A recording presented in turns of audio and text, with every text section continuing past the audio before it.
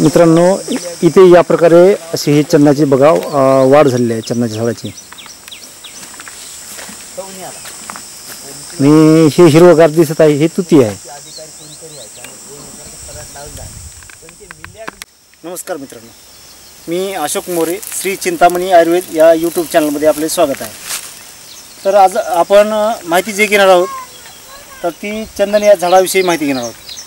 गेल्या भागात पण आपण याच विषयी माहिती घेतली होती, पण त्याच्या पुढची आपण सविस्तर आज माहिती घेणार आहोत. तर हे काका आहेत. काका, आपलं नाव सांगा. नमस्कार, माझं नाव विश्वनाथ हनुता खुडे, गाव मोपूर, तालुका किनवट, जिल्हा नांदेड.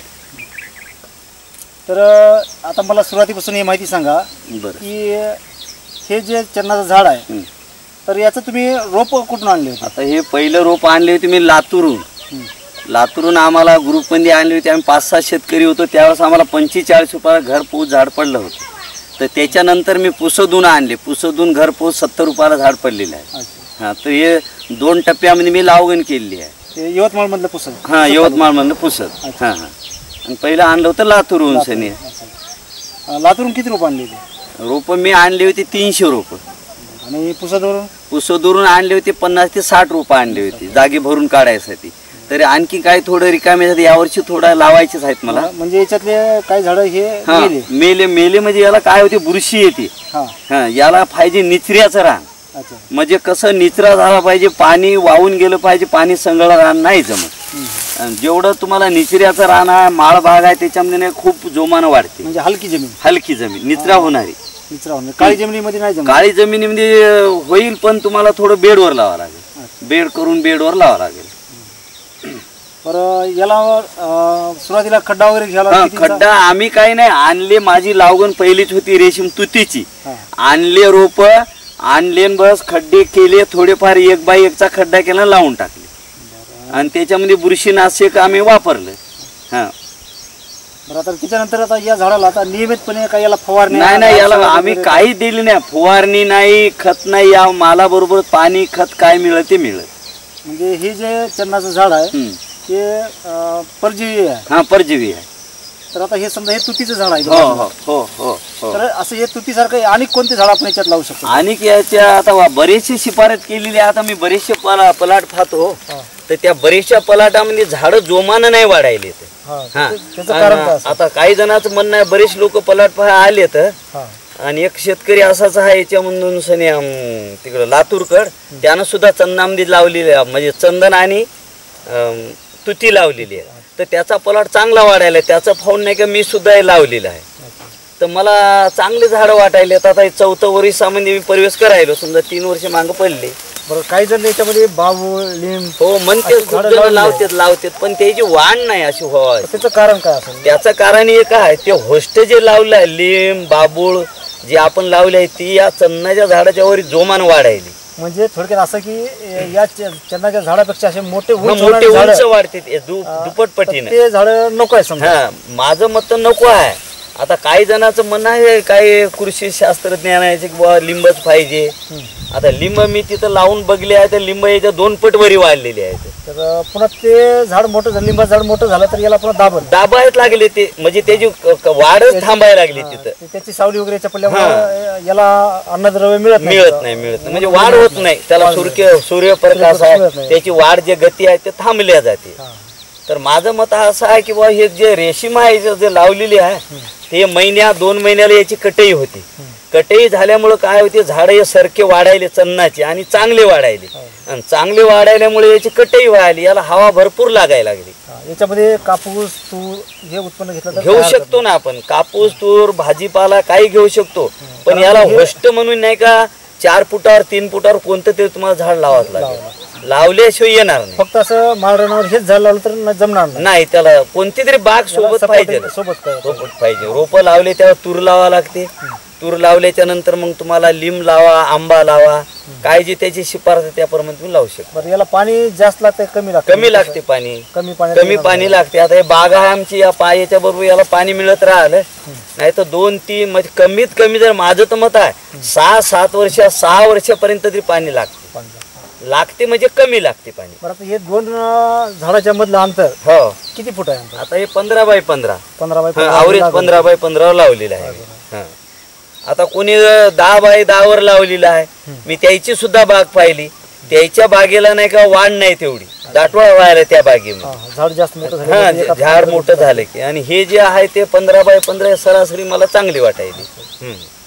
याच्या आधी तुम्ही कुठं बघितलं होतं का? प्रशिक्षण घेतलं होतं? नाही नाही, याचं काहीच घेतलं नाही. डोक्यात आलं, विचार केला, लावून दिलं, काय पुढच्या पुढे होईल. एक विचार केला, सागाचं झाड आपण कमीत कमी 2000ला इकायलो. हा त्या सागाच्या झाडाला कमीत कमी 10 ते 15 वर्ष लागायला लागली याला. मग आता यानं सांगायला की 12 वर्षामध्ये काढा येते आपण 15 वर्ष लागेल. 15 वर्ष ते 2000 10,000ला जरी इकलं तरी आम्हाला समाधान. म्हणजे रोपवाटिकेतून तुम्हाला सांगितलं की साधारण 12 वर्षाला काढा येते, काढायला येईल. बरं, सुरुवातीला शासनानं याला लावायला परवानगी नव्हती चंदनाचं? हो नव्हती ना. तर आता सध्या परवानगी आहे. 7/12 नोंद. हो नोंद सुद्धा झाली, माझी सुद्धा नोंद झालेली आहे. पण याच्यामुळे म्हणजे आपल्याला 7/12 नोंद होत असल्यामुळे हे झाड लावायला काही हरकत नाही. नाही ना, काहीच गोर नाही ना. त्याच्यामुळे नंतर याला तोडायला परवानगी घ्यावं लागते. याला शासनाकडून आपल्याला तोडण्यासाठी परवानगी घ्यावी लागते. परवानगी मिळणार 100% मिळते, कारण ते शासन सध्या त्याला परवानगी दिलेली आहे लावण्यासाठी. हो ना. तर आपण याला बाजारात आपल्या पद्धतीने विकू शकतो. आपण खुल्या बाजारात कुठेही विकू शकतो. याला बंधन कोणाचंच नाही. हा. बरं, याचा तुम्हाला गाभा जो आहे तर काय किलो जाईल असा अंदाज आहे? सध्या आम्ही का स्वतः भाव त्याचे पाहिलं नाही, युट्यूब वर त्याच्यावर मोबाईलवर ऐकतो. आता कमीत कमी सांगायला 6,500 किलो. हा म्हणजे 6,500 रुपये किलो.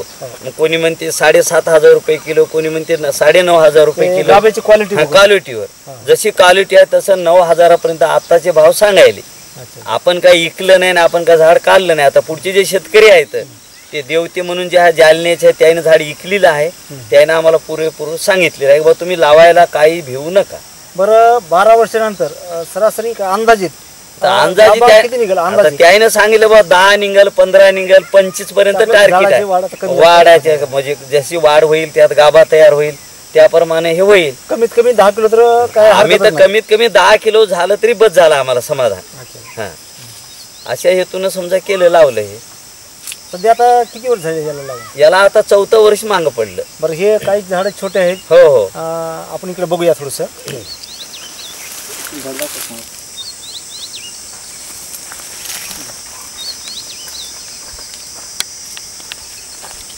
तर हे साधारण एक 10 फूट उंचीचं झाड आहे साधारण. नाही 10 किंवा 10च्या वरचे. 10-12 फूट सहज झाड आहे. तर हे 4 वर्षाचं झाड आहे. हो 4 वर्ष. 4थ्या वर्षात याचं पदार्पण झालं. हो हो. तर काही झाडं लहान आहेत, काही मोठे आहेत. म्हणजे हे कसं जमिनीवर आहे एक, जमिनीवर एक आहे. आणि ज्या वेळेस आपण नर्सरीतून किंवा बागेतून रोपं आणतो ते रोप पहिलेच नाही काय हे येतात, काही चांगले रोप पहिले पण जोमानं वाढतात. आणि काही रोप नाही का जशाला तसेच राहते, वाढ रोप आपण थोडस बघून गेला बघून घ्या पाहिजे. ते खूप आपण घेतलं तर त्यांनी सांगते चांगलेच हात म्हणून देऊन टाकतात, बाकी काहीच नाही. तर बघून रोप बघून घेतले पाहिजे, घेतलेले चांगले राहते.